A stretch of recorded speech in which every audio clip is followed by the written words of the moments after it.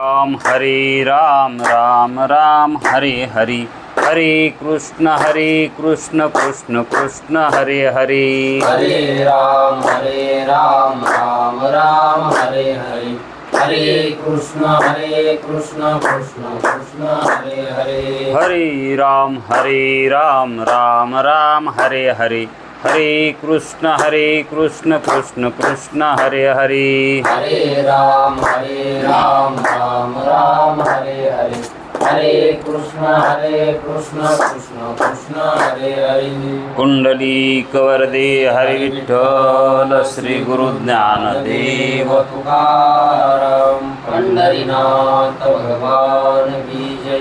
माऊली ज्ञानेश्वर महाराज की जय। जगद्गुरु तुकाराम महाराज की जय। ब्रह्मनिष्ठ गुरुवर्य रंगनाथ महाराज की जय। श्री विनायकं गुरुर्नौमि साखरे नाम विश्रुतं ईशान चरण सानिध्यात् जीवा मुक्ता भवन्ति साखरे वंशविख्यातं ज्ञानदानपरायणं विनायकं गुरुर्वन्दे भवबन्धविमुक्तये श्रीरङ्गनाथं गुरुराजवर्यं मुमुक्षूणां ज्ञानदानेकदक्षं प्रभावती क्षेत्रनिवासिनं नमामि वेदान्तविदामरिष्टं पुण्डलीकवरदे हरिविठ्ठल पंढरीनाथ भगवान की जय। माऊली ज्ञानेश्वर महाराज की जय। जगत आनंद सत्य प्रकाश मुनिगाने आधार नाम रूपास बुद्धी न जाणे आणि जाणे त्यास तो अपार शुद्ध परमात्मा मीची असे माझे अपार स्वरूप समुद्रावरती जणू तरंग ब्रह्मा विष्णू महेश गणपती सूर्य चंद्र वरुण यम मिरविती देवी कुबेर ही तैशची जो सर्वज्ञ आणि दयाघन मुनी हृदय ज्याचे करीती ध्यान त्याचे बुद्धी उपाधी करुण मिथ्या भान मजची माझी होतसे ज्याच्या अज्ञाने भाषे जगत जसा दोरीवरी सर्प दिसत परी दोई ठाईना सर्प जगत हे स्वतंत्र आणि स्वयं ब्रह्म मीची असे पुण्य पुरुषी सदैव निष्काम बोध प्राप्ती कारणे भजावा राम तो मीची आहे आत्मात्मकाम हरी नमन कवना करावे म्या जयांचे केलिया स्मरण सकळ विद्येचे होय अधिकरण हेची वंदू श्रीचरण श्री गुरूंचे हे नमस्कारोनी आता चल विचार सागर तरंग 6वा परिच्छेद 30वा तोच परिच्छेद आहे कालचाच आत्मस्वरूपाविषयी सांख्यमत आग्रत देवाला स्वप्नामध्ये गुरुचा लाभ झाला आणि स्वप्नामध्येच त्याला शास्त्र श्रवणाचा तोही लाभ झाला आणि त्या स्वप्नामध्ये त्याने 3 प्रश्न विचारले. मी कोण आहे, जगत कुठून आला आहे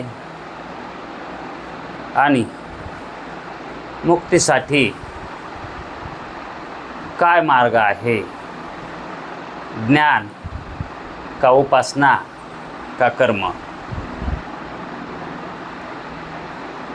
खरे 3च ज्ञान उपासना आणि कर्म. मग त्यामध्ये मी कोण आहे या प्रश्नाचं सद्गुरूनं उत्तर द्यायला त्याला सुरुवात केली आणि सांगितलं की तू सच्चिदानंद ब्रह्मरूप आहेस आणि तू देह नाहीस, म्हणून तू करताही नाहीस आणि भोगताही नाहीस. चालू होतं हा दादा. मी कोण आहे अग्रत देवाच्या त्या प्रश्नाचं उत्तर गुरुजी देत असताना तू सच्चिदानंद ब्रह्मरूप आहेस आणि तू देहवान नाहीस. आणि मग तू देहवान नसलास, नाही म्हटल्यास करता भोगता तर तू सहजच नाहीस. करता भोगता हे आत्म्याच्या ठिकाणी धर्म नाहीत असं अग्रत देवाला सांगितलं. तू देहवान नाहीस, तू आत्मरूप आहेस, ब्रह्मरूप आहेस असा वेदांताच्या मतानं त्याला बोध केला अग्रत देवाला. याला वेदांताचा बोध म्हणतात. आत्मा एक आहे, नाना नाही. आत्मा संकुचित नाही, व्यापक आहे. व्यापक आहे म्हणून तर एक आहे, कारण व्यापक वस्तू दोन नसते. व्यापक वस्तू एकच असते, दोन नसते. दोन म्हणल्यावरती व्यापक कशी होईल, है की नाही? म्हणून आत्मा व्यापक आहे. आणि जी काही भ्रांती होत आहे, मी नाना आहे का काय, मी अनेक आहे का काय, हे जे तुला वाटायलंय ना तसं मी नाना आहे, तर ते उपाधीच्या योगाने नाना वाटायले. वास्तविक आत्म्याचं स्वरूप नाना नाही, म्हणजे अनेक नाही. उपाधी भेदाने त्याच्या ठिकाणी नानात्व आलेलं आहे. जसं आकाश एकच असतं, पण घागरीत जर घटाकाश जर आपण जाणलं, घटाकडे बघितलं तर त्यामध्ये आकाश दिसतं, मग त्याला आपण काय म्हणतो, घटा आकाश. मठातल्या आकाशाला आपण मठातला आकाश म्हणतो, है का नाही? पण आकाशामध्ये असा भेद होतो का? घटातलं काय मठातलं काय हे महाआकाशच आहे ना. त्या उपाध्या आहेत तर तसं आपणाला प्रतीतीला येतं. आणि जे ज्ञानशून्य आहेत, ज्ञानजन्य संस्कार नाहीत, ते म्हणतील हे घटातला आकाश, मठातला आकाश, है का नाही? पण विचार करून बघितल्यावर आकाश हे एकच आहे आणि व्यापक आहे, है का नाही? मग आपणाला जो भेद होत आहे आकाशाच्या ठिकाणी, त्या उपाधीमुळं, त्या घटामुळं व्हायला आहे का नाही? आणि ते घट मिथ्या आहे, वास्तविक सत्य आहे का? आत्म्यापासून जेवढं काही वेगळं आहे, निराळं आहे, ते मिथ्या आहे. हा वेदांताचा सिद्धांत आहे. वेदांताची परिभाषा म्हणतात त्याला. आणि या सिद्धांतावर मुमुक्षुला आरूढ व्हायचं आहे. आणि हा सिद्धांत परिपक्व व्हावा म्हणून अन्याचे मतं घेऊन त्यांचं खंडन केलं आहे. ते कसे मानतात आणि कसं बरोबर नाही, नुसतं बरोबर नाही, ते कसं बरोबर नाही हे सांगावं लागतंय. कोणी जर म्हणलं तू चोर आहेस, नुसतं म्हणून भागत नाही, त्याची चोरी सापडून द्यावी लागते, काहीतरी त्याला पुरावा लागतो, म्हणून त्याला चोर म्हणता येतं. आणि पुरावा नसताना जर चोर म्हटलं तर तो चोर ठरतो का? म्हणून लक्षणानं सिद्धी करता येत असते. कशाची पण लक्षणं असतील तर सिद्धी करता येते. मग आत्म्याच्या व्यतिरिक्त जेवढे म्हणून पदार्थ आहेत त्यांचे लक्षणं काय आहेत? कधी असतं आणि कधी नसतं, आहे का नाही? म्हणून त्याला सतही म्हणता येत नाही आणि असतही म्हणता येत नाही, कारण ते कधीतरी असतं आणि कधीतरी नसतं. असतं तेव्हा त्याला आपण असत म्हणत नाही, असतं तेव्हा असत कसं म्हणावं, पण ते टिकत नाही म्हणून त्याला सत म्हणता येत नाही.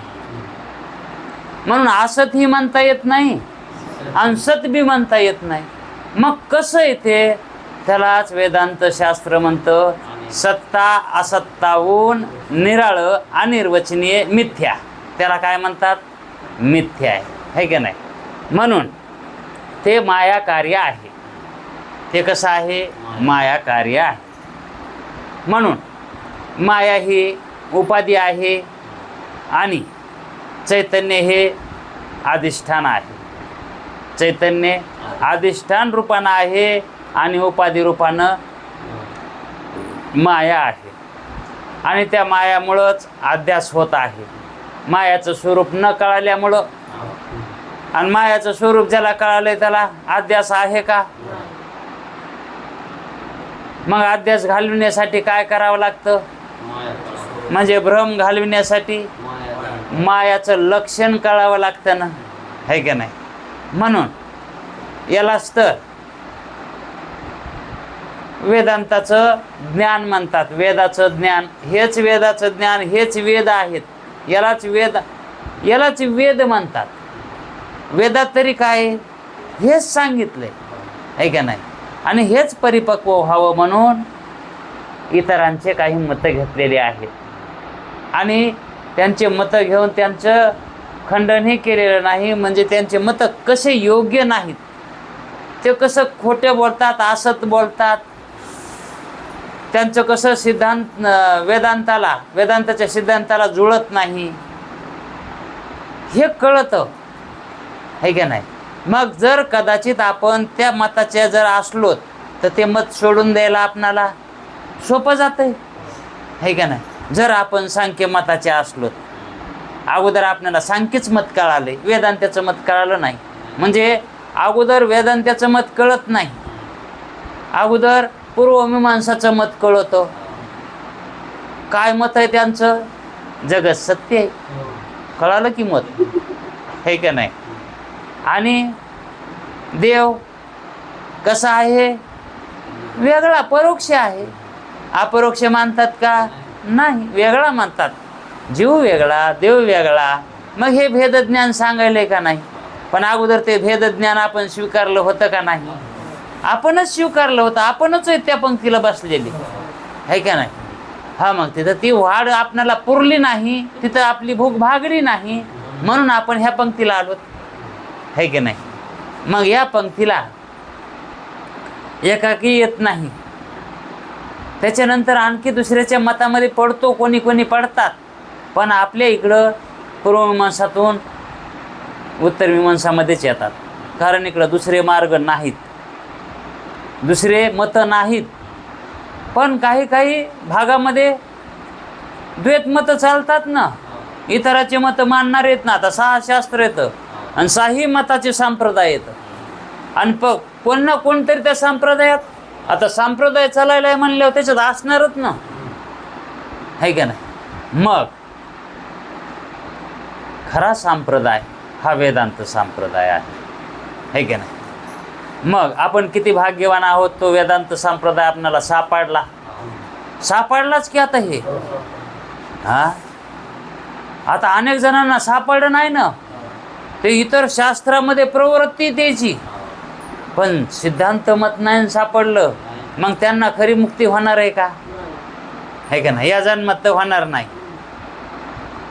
इतर मताला धरलं असलं त्यांनी तर अनेकाचे अनेक मत. माऊली म्हणाले अवघे रीते पोकळ.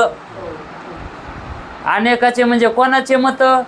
हे सांख्याचे, 5 शास्त्राचे, बाकीचे पूर्वमीमांसा शास्त्र, न्यायशास्त्र, है वैशेषिक शास्त्र, है का नाही, योगशास्त्र आणि हे सांख्यशास्त्र. इथं सांख्यशास्त्राचं घेतलंय कारण सांख्यशास्त्राचा प्रभाव जास्त आहेच. सांख्यशास्त्राचा प्रभाव बऱ्याच ठिकाणी आहे म्हणून त्यांचं मत घेतलं आहे. मग त्या सांख्यशास्त्राच्या मतामध्ये कसं सांगितलंय म्हणून सांगितलं.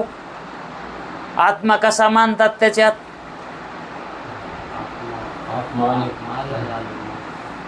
आत्मा अनेक मानतात, आहे का नाही? पण कर्ता भोक्ता मानतात का? नाही. कर्ता भोक्ता मानित नाहीत. हे किती चांगलं आहे. पण अनेक मानणं, आता इथं हुटकायली का नाही गाडी द्यायची, मग सिद्धांत मत कसं सापडत, आहे का नाही? मग आत्मा कर्ता भोक्ता ते मानत नसून, मानित नाहीत पण नाना मानतात, आहे का नाही? मग हे त्यांचं मत चुकीचं आहे. सांख्यांचं हे मत चुकीचं आहे. जर त्यांनी आत्मा व्यापक एक मानला असता तर ते सिद्धांत्यांच्या पंक्तीला बसले असते. एवढ्याच चुकीनं ते त्यांनी तत्व वेगवेगळे मानले तरी ते वेदांती म्हणतात काय हरकत नाही, तत्व वेगळे मानू द्या. आणि ते त्यांना मानतात वेगळे. किती तत्व मानायलेत ते? 16-25 तत्व मानायलेत ना, आहे का नाही? आणि मग ते 25 तत्व जे मानतात पण ते वेगळे मानतात, यांच्यासारखे मानत नाही. मग ते कोणची 25 तत्वे आहेत, ते कोणचे मानतात? म्हणजे आपल्या मतामध्ये आणि त्यांच्या मतामध्ये काय फरक पडतो? ते म्हणतात पुरुष हे एक तत्व आहे आणि प्रकृती हे एक तत्व आहे. पुरुष आणि प्रकृती आणि महत्त्व म्हणजे बुद्धी एक तत्व मानतात. 3 झाले. आणि अहंकार 1, 4 झाले. तन्मात्रा किती? 5. पंचविषय. तन्मात्रा म्हणजे काय? हे 5 विषय आणि 5 भूते.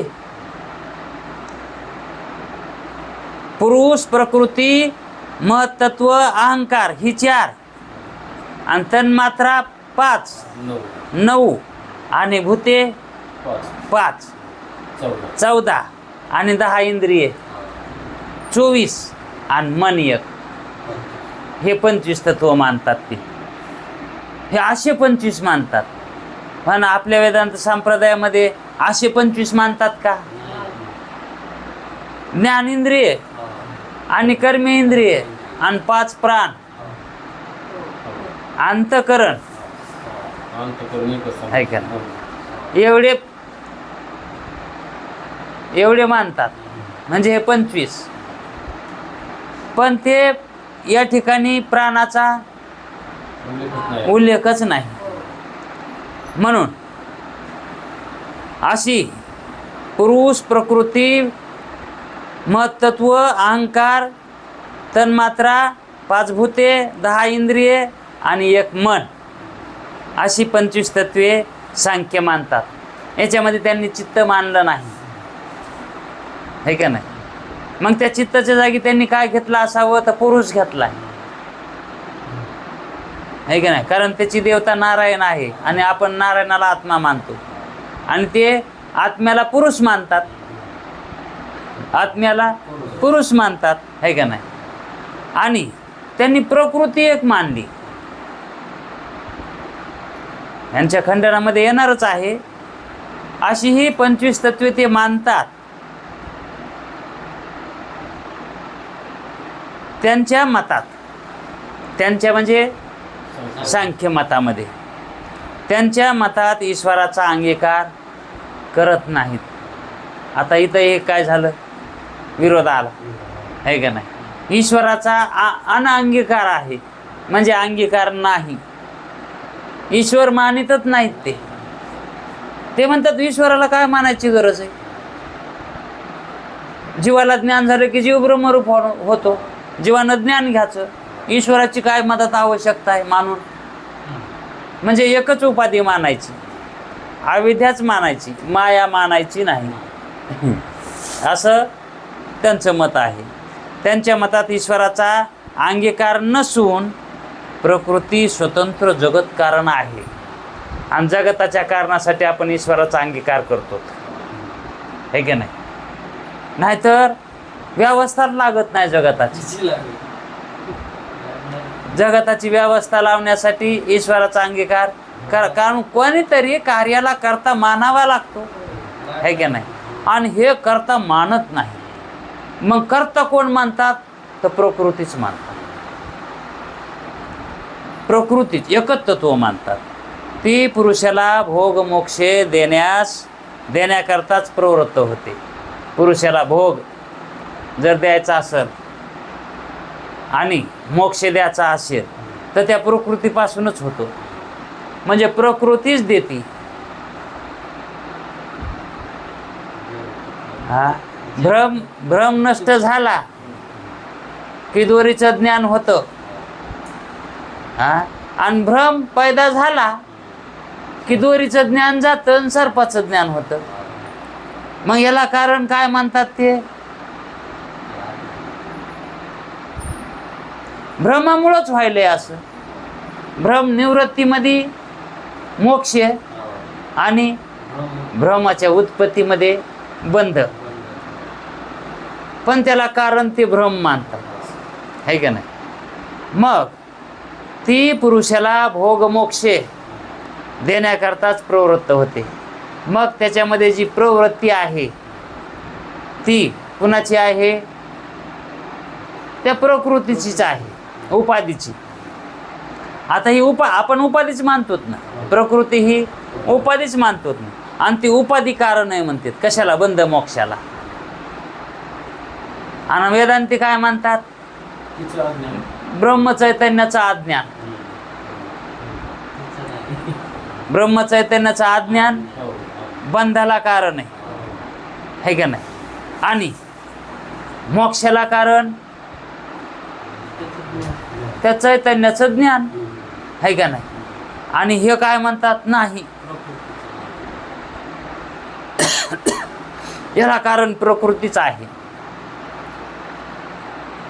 ती पुरुषाला बंधमोक्ष देण्याकरता प्रवृत्त होते.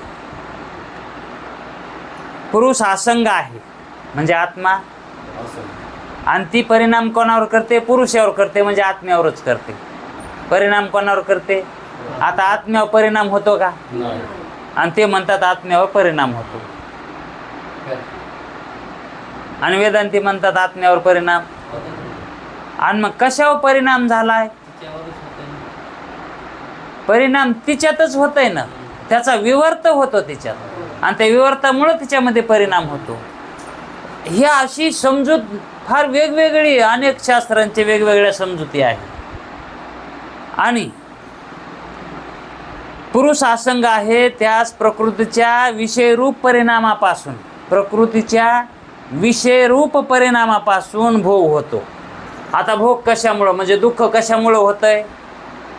प्रकृतीच्या विषयापासून. म्हणजेच विषयरूप परिणामापासून. विषयाचा परिणाम झाला तर दुःख, आणि विषयाचा परिणाम नाही झाला तर सुख. असं बी बराबर वाटतंय की? हा, पण ते परिणामकारक आहेत का? ते जड आहेत ना, ते कशाला परिणाम करतील? म्हणून ते एक तत्व ते मानतात, क्रियाशील तत्व मानतात. म्हणजे प्रकृती हे एक, जसं आत्मा हे चेतन रूप आहे, तसंच ती प्रकृती ही जड मानित नाहीत ते. आता ज्या अर्थी ती कार्य करण्यामध्ये सक्षम आहे म्हणल्यावर ती चेतनच मानावं लागेल ना त्यांच्या मतानं. मग ते म्हणतात विषयाचा परिणामापासून, विषयाच्या प्रकृतीच्या विषयरूप परिणामाचा भोग होतो. म्हणजे भोग कशामुळे होतो ते कारण सांगतात. प्रकृतीच्या विषयरूप परिणामापासून. आता हे विषय प्रकृतीचे असंच मानालेत ना ते. आणि तो परिणाम कशात होतो? तो त्या विषयाचा ते प्रकृतीमध्ये परिणाम होतो. विषयाचा परिणाम प्रकृतीमध्ये होतो आणि त्या परिणामापासून भोग घडतो. मग परिणाम, जडाचा परिणाम जडामध्ये होतो का? जडाचा परिणाम जडात होत नाही, आहे का नाही? मग त्याच्यामध्ये मायाचा जो परिणाम आहे तो चैतन्यात होतो. परिणाम कशात व्हायलाय? चैतन्यात व्हायलाय. आणि विवर्त मायेत व्हायलाय, आहे का नाही? म्हणजेच उपादानात व्हायलाय. परिणाम कशात व्हायलाय? आणि विवर्त परिणाम चैतन्यात व्हायलाय, आहे का नाही? आता खरा परिणाम कशात होतो? मायातच होतो. मायाचा परिणाम आहे, पण तो परिणाम कशात झालाय? आणि विवर्त कशात झालाय?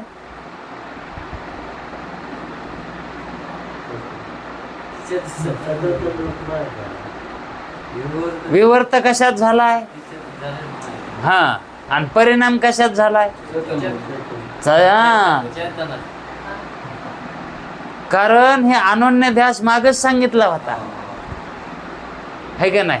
म्हणजे याचा परिणाम होत नाही, चेतनाचा परिणाम होत नाही. परिणाम होतो तो मायाचा होतो, है का नाही? पण स्वतंत्ररित्या होत नाही. जेवपर्यंत त्या मायेमध्ये विवर्त होत नाही आणि त्या विवर्ताचा परिणाम होतो. विवर्ताचा परिणाम होतो, है का नाही? पण कशात होतो? मायेमध्ये होतो परिणाम, है का नाही? मग कशानं व्हालाय परिणाम? विवर्तानं व्हालाय, है का नाही? मग परिणाम जो घडायलाय तो कशानं घडायलाय? विवर्तानं घडायलाय, है का नाही? आणि विवर्त कशामुळं घडायलाय?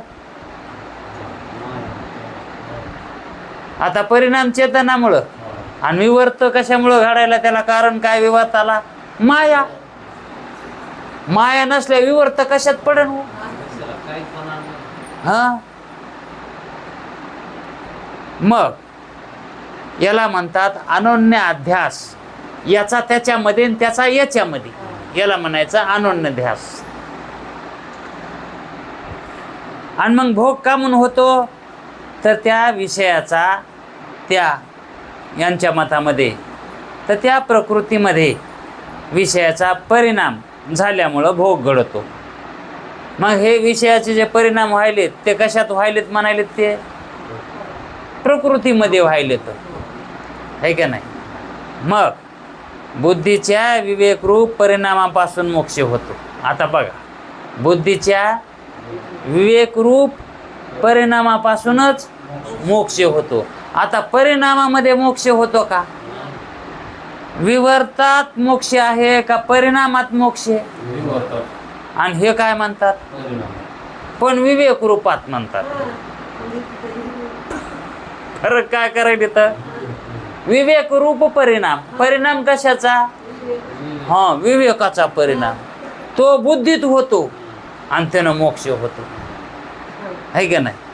आणि अविवेक रूप परिणाम तो कुठे होतो? बुद्धीतच होतो आणि त्यानं बंद होतो.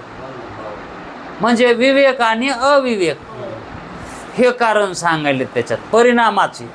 म्हणजे विवेक रूप परिणाम आणि अविवेक रूप परिणाम याचाच कशात परिणाम होतो? तर बुद्धीमध्ये होतो, है का नाही? आणि मग बुद्धीच्या विवेकरूप परिणामापासून मोक्ष होतो. आणि पुरुष कसा आहे? मग पुरुषात काय परिणाम विवर्त नाही नाही म्हणतात, ते असंग आहे. ते कसा आहे? असंग आहे. म्हणजे तो कोणाचाही संग करीत नाही, ते कशात मिसळत नाही आणि त्याच्यात काही मिसळत नाही. ते बी कशात मिसळत नाही आणि त्याच्यात बी काही म्हणजे ते कसं आहे? मग असं असंग असताना ते एक आसन का अनेक आसन? ज्याच्यात काही मिसळतच नाही, मग त्याला दोन कोण करीत आसन? हा, तरी पण हे काय म्हणते? नाही नाही, आत्मा नानाच आहे. असंग मानून नाना मानणं हे वेडेपणाचं लक्षण आहे का कसं आहे? हे वेदांत शास्त्रात आल्याशिवाय कळन का? असे मानणारे हे शास्त्रातले वेडे आहेत. हे संसारिक वेडे नाहीत बरं का. हे आतापर्यंत आपण संसारातल्या वेड्याचा काय केला, अभ्यास केलाय. ते कसे ते वेडे कळाले, पण शास्त्रातले वेडे, मग ते वेडे कळायला सोपं आहे का? हे वेडे कळायला सोपं अवघड आहे.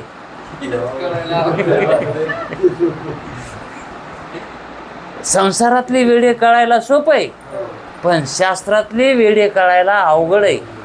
कारण ते शास्त्रातले आहेत ना, है का नाही? अहो आपल्या घरामध्ये काही फाल्ट झाला लाईनीचा, हा, तर फाल्ट काढायला सोपा आहे. हा, पण 33 kV मध्ये जर फाल्ट झाला तर ते काढता येतं का आपल्याला? तसंच आहे हे. आपल्या समोर जे वावरतात ते कसे ते आपल्याला कळत येतं, पण शास्त्रातले जे काय आहेत, शास्त्रात उतरलेली, ते कसे हे कळत नाही. म्हणजे ते कोण्या बुद्धीचे आहेत, कोण्या मताचे आहेत, कोण्या सिद्धांताचे आहेत, हे कळत आहे का? हां, हे कळत नाही आपल्याला. इथं कळत आहे आपल्याला. रान ऐकायचं आहे ना, मग कोण घेणार आहे? नेमकं त्याच्या घरात शिरत. ते कसं कळतं? ते घेणार आहे. हा, ते घेणारा कळत आहे का नाही? आणि घेणाराला ऐकणारा बी कळत आहे. हे येईल अभ्यास नाही करचा, अपरोक्ष ज्ञान आहे का नाही? मग ते घेणारा बी पैसे पाळून ठेवतंय. हे कवा न कवा तरी ऐकणारच आहे, ते मीच घेणार आहे, त्याला आधीच कळत आहे. म्हणजे देवळ बांधायच्या अगोदर शिखर काढा येत आहे. शिखर आधीच बांधा येतं इकडं, है का नाही? पण परमार्थातला त्याला पाया सुद्धा कळत नाही, शिखर कवा गाठल. म्हणून शास्त्रातले जे काही त्याला मतवादी, शास्त्रातले जे मतवादी आहेत ते कळायला सुद्धा शास्त्र अवगत करून घ्यावं लागतं. शास्त्र अवगत न करता शास्त्रातले मतवादी कळत नाहीत, शास्त्रातले मत कळत नाहीत. सिद्धांत कळाल्याशिवाय मत कळत नाहीत. म्हणून सिद्धांताचं, वेदांत सिद्धांताचं श्रवण व्हावं. म्हणून इतरांचे मत कळतात. कसे कळतात? पोकळ आहेत म्हणून करतात. पोकळ कशाला म्हणते? तर त्याच्यात काही राम नाही, त्याला म्हणतात पोकळ. त्याच्यामुळंच माऊली कोण म्हणलंय? अनेकाचे अनेक मत, अवघे ते पोकळ. तुकाराम महाराजच म्हणले तर. हां, वेदाचा तो अर्थ आमाशीच ठावा, येराने वाहवा. येर कोण? हे मतवादी, हे येर येतं, है का नाही? मग पुरुष असंग असल्यामुळे त्याच बंध मोक्ष घडत नाही म्हणतात. त्या पुरुषाला म्हणजे त्या आत्म्याला तो बंधात बी पडत नाही आणि त्याला मोक्षही होत नाही. आता हे किती योग्य वाटायले का नाही? आत्म्याला बंध नाही आणि मोक्ष नाही, म्हणजे बंध मोक्ष आत्म्याच्या ठिकाणी ते नाही म्हणतात. आणि मग अनेक आहेत म्हणले तो व्यापक नाही ना. मग जो व्यापक नसतो तो बंधनातच असतो ना. हे कमून मानेना.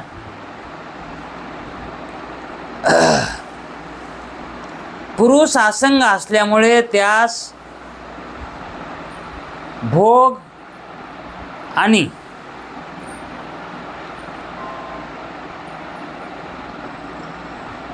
मोक्ष घडत नाही. हे खरं आहे. इथं तसं म्हणलंय, हे खरं आहे. तेच त्यांच्याच मतामध्ये ते म्हणतात हे खरं आहे. आता याच्यामध्ये जर सूक्ष्म करून विचार जर करायचा म्हटलं तर हे जे अर्थी म्हणतात ना हे खरं आहे, तर तेच खरं आहे, बाकीचं आमचं खरं नाही, हे त्यांनाच सांगायचंय. हां, आणि जे आम्ही खरं नाही ते मानतोत ना, ते तुमचं वेदांत मत तुम्हाला पक्क व्हावं म्हणून आम्ही ते खरं नाही ते आम्ही मानायलो. पण खरं काय आहे? आत्मा कसा आहे? बंध मोक्षे रहित आहे. कारण त्याच्या ठिकाणी भोग घडत नाही आणि त्याला मोक्षही होत नाही. ते मोक्ष रूप होईन. कसा मोक्ष होईन त्याला? हा. आणि भोग भोगायला त्याच्या ठिकाणी उपाधी नाही, मग तो भोगीन कशानं? मग ते म्हणतात हेच खरंय, पण स्पष्ट म्हणले नाहीत. आम्ही वेगळं जे सांगितलंय अगोदर ते खरं नाही, ते आपण मानायचंय ते खरं नाही, ते आपल्याला कळून घ्यायचंय. त्यानं फक्त खरं काय आहे ते सांगितलंय. खोटं हे खोटं आहे म्हणून सांगितलं नाही आणि खरं आहे म्हणून बी सांगितलं नाही. खोटं हे खोटं आहे म्हणून बी सांगितलं नाही आणि खरं हे खरं म्हणून बी सांगितलं नाही. खोटं हे खरं आहे म्हणून बी सांगितलं नाही आणि खोटं हे खोटं आहे म्हणून बी सांगितलं नाही. म्हणजे खोट्या बाबतीत ते काही बोलले नाहीत. ज्या अर्थी ते खोट्या बाबतीत काही बोलले नाही तर त्यांना त्याच्याबद्दल काही सांगायचंच नाही. त्यांना मग काय सांगायचंय? तर आत्माच कसा आहे? अकर्ता आहे आणि अभोक्ता आहे, हेच त्याला खरं याच्यातलं सांगायचंय. खरं हा. मग त्याच्यामध्ये बी काहीतरी खरं आहे. ते पूर्ण अज्ञानी नाहीत आणि पूर्ण ज्ञानी बी नाहीत, है का नाही? पण याच्यामध्ये जी काही सूक्ष्मता करून ठेवलेली आहे की सांख्य ही काही वाईट नाही, तेही सांख्यशास्त्र करता हा सुद्धा भगवंताचाच अवतार आहे. ते अवतारिकच पुरुष आहेत. हे तुमच्यासाठी हे सोंग घेतलंय त्यानं. हे कोणासाठी घेतलंय? हां, आपल्यासाठी सोंग घेतलेलं आहे. पण त्यांचं मुख्य हेतू काय आहे? पुरुष असंग असल्यामुळं, म्हणजे आत्मा असंग असल्यामुळे त्यास भोग घडत नाही आणि मोक्षही घडत नाही. आणि वेदांतामध्येही मोक्ष प्राप्त होतो का? कारण मोक्ष प्राप्त करणारा मोक्षरूपच आहे आणि त्याला काय प्राप्त होणार आहे का नाही? म्हणून मोक्ष प्राप्त होण्यासारखी गोष्ट नाही, है का नाही?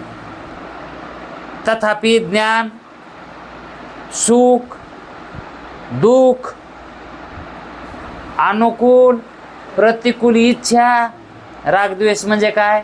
अनुकूल प्रतिकूल इच्छा बुद्धीचे परिणाम आहेत. हे काय आहे? सुख होणं, दुःख होणं, म्हणजे राग द्वेष, अनुकूल प्रतिकूलता वाटणं, हे असावं ते नसावं, असं होऊ नये तसं व्हावं, हे कोणाचे लक्षण येतं? बुद्धीचा परिणाम आहे म्हणतात हे. आणि वेदांती बी काय म्हणतात? बुद्धीचाच परिणाम म्हणते, है का नाही? मग त्या बुद्धीस आत्मविवेक नाही. ज्या बुद्धीला आत्मविवेक नाही, आत्म्याचं ज्ञान नाही, ज्या बुद्धीला, म्हणजे ज्या बुद्धीला आत्मविवेक नाही, आत्मा कळत नाही, म्हणून आत्म्याच्या ठिकाणी आरोपित बंध मोक्षे आहेत. कसं म्हणाले बघा आता, आत्म्याच्या ठिकाणी आरोपित बंध मोक्ष आहेत. आरोप केलेला बंध मोक्षाचा. वास्तविक पाहता आत्म्याच्या ठिकाणी बंध नाही आणि मोक्ष नाही. मग बंध मोक्ष ते सांगतात ना, ते आरोपित धर्म आहेत. आरोप केलेला आहे, आरोप. खरं ते तसं नाही, म्हणून आम्ही आरोपित धर्म मानतो ते. पण कोणाच्या ठिकाणी?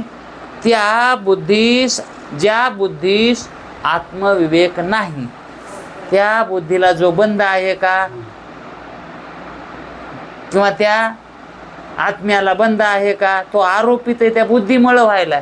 खरा बंध त्या बुद्धीला आहे, आत्म्याला बंध आहे का? नाही. म्हणून हा आरोपित आहे. आरोप या शब्दाचाच अर्थ काय आहे? खोटा आळ आरोप या शब्दाचा अर्थ खोटाळ. याच्यापेक्षा सोपी व्याख्या उगाच म्हणणं कारण नसताना, याला म्हणायचा आरोप आहे का नाही. मग ज्या बुद्धीस आत्मविवेक नाही म्हणून आत्म्याचे ठिकाणी आरोपित बंध मोक्ष होतो असं त्यांचं मत आहे. आणि हे खरंही आहे ना. हा, त्या बुद्धीला ज्ञान नाही म्हणूनच आहे का नाही. मग परमार्थ दृष्टीने नाहीत, काय म्हणतात ते पारमार्थिक दृष्टिकोनानं जर बघितलं तर आत्म्याच्या ठिकाणी बंध मोक्ष नाहीत. असा अविवेक सिद्ध आत्म्याच्या ठिकाणी जो भोग, त्यामुळेच आत्मा भोगता. आत्मा भोगता आम्ही जे म्हणतोत ना, कर्ता भोगता आम्ही म्हणतोत ना, ते कर्ता भोगता मानित नाहीत आहे का नाही. पण तो कर्ता भोगता का वाटतो, तर तो आरोपित धर्मामुळं. आत्मा कर्ता भोगता नाहीत ना मानित. हा, मग कर्ता भोगता न मानून ते नाना मानते तर आहे का नाही. मग अविवेक सिद्ध आत्म्याच्या ठिकाणी, त्या आत्म्याच्या ठिकाणी काय अविवेक सिद्ध आहे. काय सिद्ध आहे, अविवेक हा सिद्ध आहे. म्हणजे विवेक नाही. ज्या आत्म्याच्या ठिकाणी विवेक नाही, म्हणजे ज्या पुरुषाच्या ठिकाणी विवेक नाही, विवेक गेलाय त्याचा. आणि विवेक गेला म्हणून कोणता विवेक आलाय, अविवेक आला. आणि त्या अविवेकाने तो आरोपित धर्म आत्म्यावर घालतो. जे बुद्धीचे धर्म आहेत ना, ते आत्म्यावर घालतो अविवेकामुळे. आणि मग त्या अविवेक दृष्टीनं आत्म्याच्या ठिकाणी बंध मोक्ष मानतात. मग आत्मा त्याच्यामुळे कर्ता आहे आणि त्याच्यामुळे भोगता आहे असे मानतात. पण खरोखर तो भोगता नाही असं मानतात. खरोखर तो भोगता नाही. भोक्तृत्व बुद्धीच्याच ठिकाणी आहेत. भोक्तृत्व कर्तृत्व हे बुद्धीचे धर्म आहेत. ते सुद्धा मानतात बुद्धीचे धर्म आहेत म्हणून. ती आत्म्याहून भिन्नही आहे. बुद्धी आत्म्याहून भिन्न आहे. अशा ज्ञानालाच सांख्यशास्त्रामध्ये काय म्हणतात, विवेक. हा विवेक, याला विवेक म्हणतात. आणि हा विवेक योग्य आहे. ह्या विवेकाला कोण अविवेक म्हणेल. आणि हे विवेक योग्य आहे म्हणून तर ज्ञानेश्वर महाराजांनी दुसऱ्या अध्यायामध्ये सांख्य योग घेतलाय. ज्ञानेश्वरीमध्ये, गीतामध्ये दुसऱ्या अध्यायामध्ये काय सांगितलंय, सांख्य योगच सांगितलाय है का नाही. आता थोडीफार त्याच्यात चूक आहे ती, आणि तीच चूक पुन्हा दुरुस्त करायची. पुढच्या अध्यायामध्ये तीच चूक दुरुस्त केली. मग याचे ज्ञानेश्वरी सांगायचं काय, तर सांख्याचं मत खंडित, जे त्याच्यामध्ये चुका आहेत त्या खंडित करायच्यात, आणि जे योग्य आहे ते योग्यच आहे. म्हणून आत्म्याहून भिन्न अशा ज्ञानालाच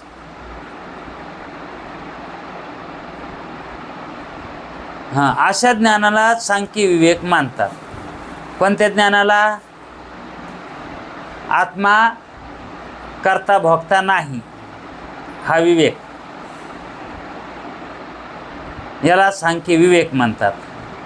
हे बुद्धीचे धर्म आहेत आणि त्याच्या अभावास अविवेक म्हणतात. असा ज्याच्या ठिकाणी विवेक नाही त्याला काय म्हणायचं, अविवेक मानायचं. मग अविवेक कशाला म्हणतात आणि विवेक कशाला म्हणतात, हे सांख्याकडून शिकावं.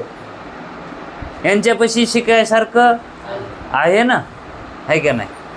मग त्यांच्यातला तो जो गुण आहे तो गुण घ्यायचा, आणि जो अवगुण आहे तो तर आत्मा नाना मानतात तो घ्यायचा नाही.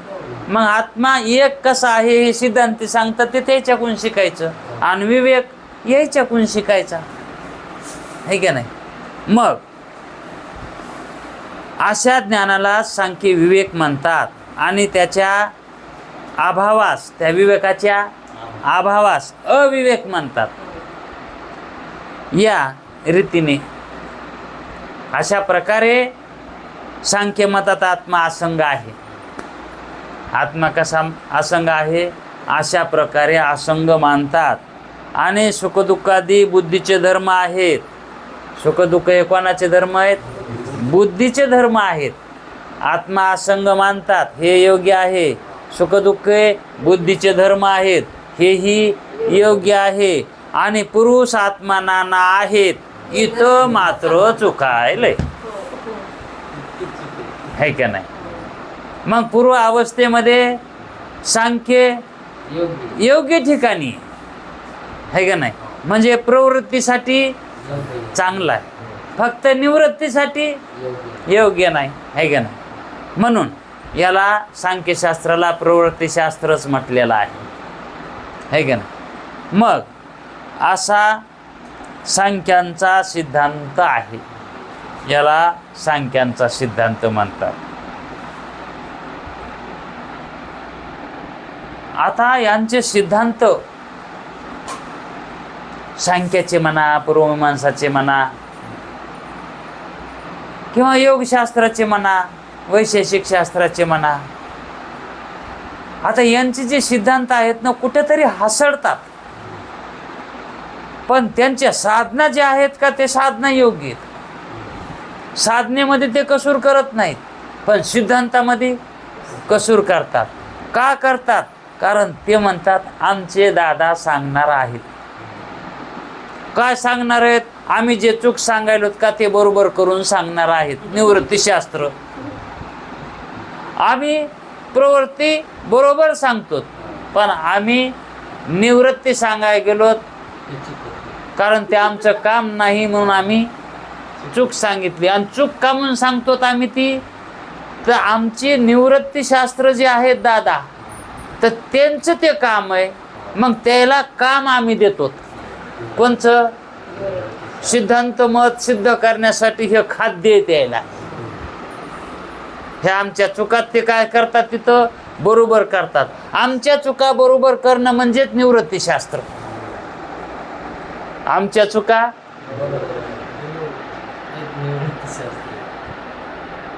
मग त्याला जे मटेरियल लागतं का ते आमच्यापासूनच घेऊन जातात.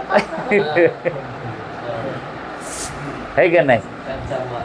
कच्चा माल आमचाच आहे आणि आम्हीच तो त्याच्यामुळेच राखून ठेवतो, है का नाही? म्हणून वेदांताचंच मत श्रेष्ठ आहे. ही सगळी खेळी बघा, पण ही खेळी कवा कळती?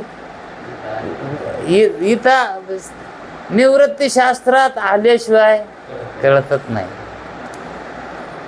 वास्तविक पाहता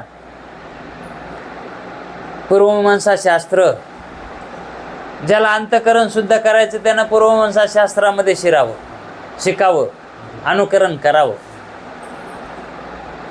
पूर्वमीमांसा शास्त्र काही वाईट आहे का? अंतःकरण शुद्धीसाठी ज्याला धर्मात याचं आहे त्यानं पूर्वमीमांसा शास्त्र शिकावं. रामानुजाचार्यांना शरण जावं, जैमिनीला शरण जावं, कारण तिथं ते भांडे घासून देतात. ते काय करतात? हे भांड घासून देतात. त्यांच्याजवळ ते स्वाडे आहे. कशाचा? सत्कर्माचा आणि उपासनेचा. त्याच्याच दुकानात तो माल आहे. इकडं आहे का ते माल? मग अंतःकरण इकडं शुद्ध झालं तर ज्ञानानंच. आणि ते विषय लागला तर, विषय नाही लागला तर कसं अंतःकरण बी शुद्ध होईल? पण अंतःकरण शुद्ध करून आलेलं चांगलं आहे का नाही वेदांत्यांना? म्हणजे लगेच त्याला विषय कळेल का नाही? तयार होऊन आलेलं आहे का नाही? आता नवरीला जर दाखवायचं असलं तर नवरीनं घरातूनच साडी पावडर लावून आलं तर, घालून आलं तर, आधीच इकडं पाहुण्यापाशी बसायचं म्हणल्यावर आधीच तयारी करावं लागेल किंवा का पाहुण्यापाशी तिथं मग पावडर लावायचं, साडी नेसायची. वेदांत शास्त्र म्हणजे काय? पाहुणा आहे का नाही? आणि त्याच्यापाशी आल्यावर आपलं अंतःकरण निर्मळ करीत बसायचं, हे चुकीचं आहे का नाही? जसं नवरीनं पाहुण्यामध्ये येऊन साडी घालणं, गन पावडर करणं आणि मग म्हणायचं बघा मला बघा. हा मग तसं नटून नटून खेटून यावे, शुद्ध होऊन जावे. हा नाही, नटून खेटून यावे आणि माझ्या रंगाने नाचावे. माझ्या रंगाने नाचायचे ना, तर नटून खेटून या म्हणजेच शुद्ध होऊन या. शुद्ध ज्याचा भाव झाला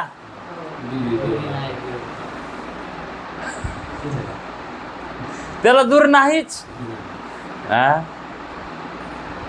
कृपा कटाक्ष न्याहाळिले, आपुल्या पदवी बैसविले, हे जे वाक्य आहेत ना, जे शुद्ध अंतकरणाने येतात ना, कुठे गुरुकडं, नुसतं गुरुनं त्याच्याकडे बघितलं तरी त्याला आत्मबोध होतो. त्याला कृपा कटाक्ष न्याहाळिले म्हणतात. अहो ज्ञान व्हायला काय लागत नाही, ज्ञान व्हायला वेळ नाही. मग कशाला वेळ लागतंय? हे भांडे घासायला शुद्धीला वेळ लागत आहे. म्हणून नटून खेटून यावे म्हणजेच शुद्ध होऊन यावं लागतंय. आणि माझ्या रंगाने नाचावे, माझ्या रंगामध्ये मग नाचावं, मग आनंद मिळतो. आणि तसंच बरबाटलेला असल्यावर अंतःकरण